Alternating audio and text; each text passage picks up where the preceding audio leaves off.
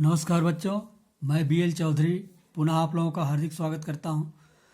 तो चलिए आज हम कक्षा 12वीं के भौतिक शास्त्र विषय का एक महत्वपूर्ण टॉपिक वैद्युत चुंबकीय प्रेरण के अंतर्गत किसी कुंडली में विद्युत धारा प्रवाहित करने पर संचित स्थितिज ऊर्जा के बारे में चर्चा करेंगे। तो जब किसी कुंडली में धारा प्रवाहित की जाती है तो कुंडली से संबद्ध फ्लक्स में परिवर्तन होता है, जिससे प्रेरित विद्युत वाहक बल उत्पन्न हो जाता है, जो लेंज के नियम के अनुसार मुख्य धारा का विरोध करती है। फलस्वरूप विद्युत धारा का स्थायी मान I0 प्राप्त करने में समय लगता है। बैटरी द्वारा धारा के मान को 0 से I0 तक बढ़ाने में किया गया कार्य कुंडली में स्थितिज ऊर्जा के रूप में संचित हो जाता है।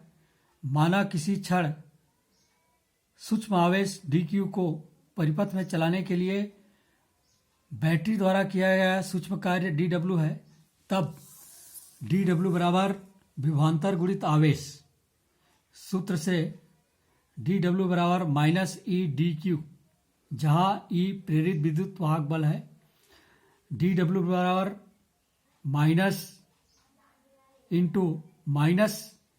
-L di/dt फैराडे के वैद्युत चुंबकीय प्रेरण के नियम से ये होगा dq, L dq/dt di।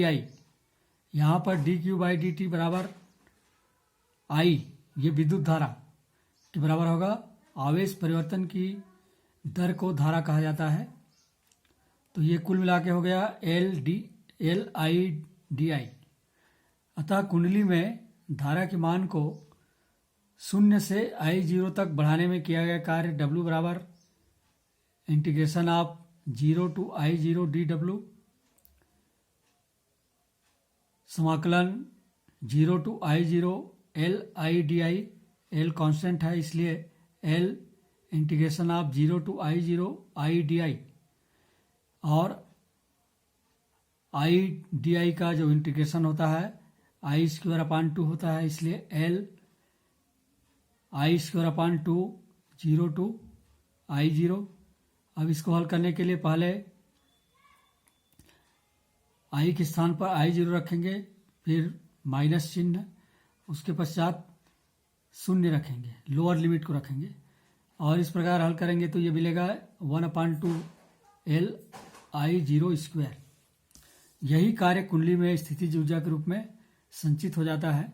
अतः कुंडली की संचित स्थितिज ऊर्जा U बराबर 1/2 L I0²। अब इसके बाद अनोन्य प्रेरण म्यूचुअल इंडक्शन। जब किसी कुंडली में बहने वाली धारा के मान में परिवर्तन किया जाता है तो पास रखी दूसरी कुंडली से बद्ध चुंबकीय फ्लक्स में परिवर्तन होता है, जिससे उसमें प्रेरित विद्युत वाहक बल अर्थात प्रेरित धारा उत्पन्न हो जाती है।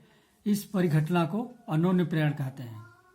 जिस कुंडली में धारा के मान में परिवर्तन किया जाता है उसे प्राथमिक कुंडली, और जिससे संबद्ध फ्लक्स में परिवर्तन होता है और प्रेरित धारा उत्पन्न होती है उसे द्वितीयक कुंडली कहते हैं। द्वितीयक कुंडली में प्रेरित धारा तब तक बहती है जब तक कि प्राथमिक कुंडली में धारा के मान में परिवर्तन किया जाता है। तो ये इस प्रकार आप देख रहे हैं कि प्राथमिक कुंडली से बैटरी, कुंजी और रियोस्टेट या धारा नियंत्रक जुड़ा हुआ है, और द्वितीयक कुंडली से एक धारामापी जोड़ दिया गया है। तो इस प्रयोग में मुख्य 4 बातें होती हैं। इसको आप देखिए बारी बारी से।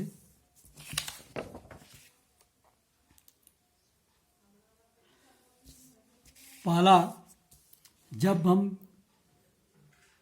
कुंजी के प्लग को लगाते हैं तो प्राथमिक कुंडली में धारा बहती है, और प्राथमिक कुंडली में ही प्रेरित विद्युत वाहक बल या प्रेरित धारा के कारण धारा के मान को स्थायी धारा प्राप्त करने में कुछ समय लगता है। इसके कारण धारा के मान में क्रमशः वृद्धि होती है। इससे द्वितीयक कुंडली से संबद्ध फ्लक्स में वृद्धि होती है, और इस प्रकार धारामापी में एक विक्षेप प्राप्त होता है एक दिशा में, जब धारा का मान प्राथमिक कुंडली में स्थायी हो जाता है तो उस समय इससे द्वितीयक कुंडली संबद्ध फ्लक्स में कोई परिवर्तन नहीं होता है। अतः गैल्वेनोमीटर में धारा का मान 0 हो जाता है। इसके पश्चात यदि हम प्राथमिक कुंडली के जो कुंजी है उसके प्लग को निकालते हैं तो धारा का मान अचानक 0 हो जाता है और इस प्रकार द्वितीयक कुंडली से संबद्ध फ्लक्स में तेजी से कमी होती है और इस प्रकार इससे संबद्ध फ्लक्स में परिवर्तन होने से पुनः प्रेरित धारा उत्पन्न होती है, लेकिन इसकी दिशा पहले की दिशा की विपरीत होती है। इस प्रकार क्षणिक विक्षेप मिलता है। चौथा, यदि आप प्राथमिक कुंडली से जुड़े हुए धारा नियंत्रक में धारा के मान को परिवर्तित करते हैं तो द्वितीयक कुंडली से संबद्ध फ्लक्स में भी परिवर्तन होता है और इसके कारण धारामापी में परिवर्ती विक्षेप मिलता है। तो इस प्रकार ये अन्योन्य प्रेरण की घटना को यहाँ पर आपको बताया गया। अब इसके बाद अन्योन्य प्रेरकत्व या अन्योन्य प्रेरण गुणांक। तो इसकी पहली परिभाषा यह है कि जब प्राथमिक कुंडली में धारा I1 प्रवाहित करने से द्वितीयक कुंडली से बद्ध फ्लक्स में φ2 हो तो φ2 इज प्रोपोर्शनल टू I1 या φ2 बराबर MI1। M एक नियतांक है जिसको दोनों कुंडलियों का अन्योन्य प्रेरकत्व या अन्योन्य प्रेरण गुणांक कहते हैं।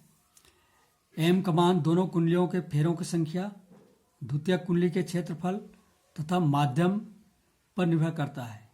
इसे दोनों कुंडलियों का अन्योन्य प्रेरकत्व या अन्योन्य प्रेरण गुणांक कहते हैं। यदि I1 बराबर 1 हो तो φ2 बराबर M, अर्थात किन्हीं दो कुंडलियों का अन्योन्य प्रेरकत्व का आंकिक मान द्वितीयक कुंडली से बद्ध उस चुंबकीय फ्लक्स के बराबर होता है जो उस समय उत्पन्न होता है जबकि प्राथमिक कुंडली में एकांक धारा प्रवाहित की जाती है। द्वितीय परिभाषा, अब यदि प्राथमिक कुंडली में बहने वाली धारा के मान में परिवर्तन किया जाए तो द्वितीयक कुंडली से बद्ध चुंबकीय फ्लक्स में भी परिवर्तन होगा।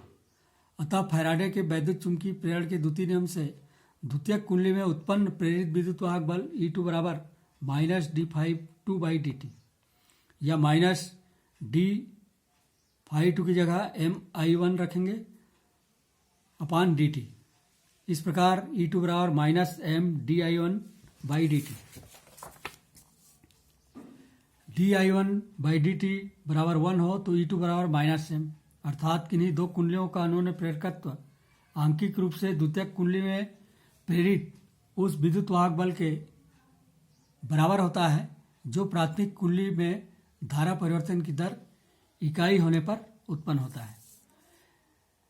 अब इसमें अन्योन्य प्रेरकत्व का मात्रक, तो इसका मात्रक भी हेनरी है, H से प्रदर्शित करते हैं। समीकरण 1 में M बराबर φ2/I1 से यदि φ2 बराबर 1 वेबर, I1 बराबर 1 एम्पियर तो M बराबर 1 वेबर/1 एम्पियर बराबर 1 हेनरी। अर्थात यदि प्राथमिक कुंडली में 1 एम्पियर की धारा प्रवाहित करने से द्वितीयक कुंडली से बद्ध चुंबकीय फ्लक्स 1 वेबर हो तो दोनों कुंडलियों का अन्योन्य प्रेरकत्व 1 हेनरी होता है। अब दूसरे समीकरण से M बराबर -E2/dI1/dt। अब इसमें यदि E2 बराबर 1 वोल्ट हो, dI1/dt बराबर 1 एम्पियर प्रति सेकंड हो तो M बराबर 1 वोल्ट/1 एम्पियर प्रति सेकंड, इसको हम 1 हेनरी कहते हैं। अर्थात यदि प्राथमिक कुंडली में धारा परिवर्तन की दर 1 एम्पियर प्रति सेकंड होने पर द्वितीयक कुंडली में प्रेरित विद्युत वाहक बल का मान 1 वोल्ट हो तो दोनों कुंडलियों का अन्योन्य प्रेरकत्व 1 हेनरी होता है। बहुत बहुत धन्यवाद।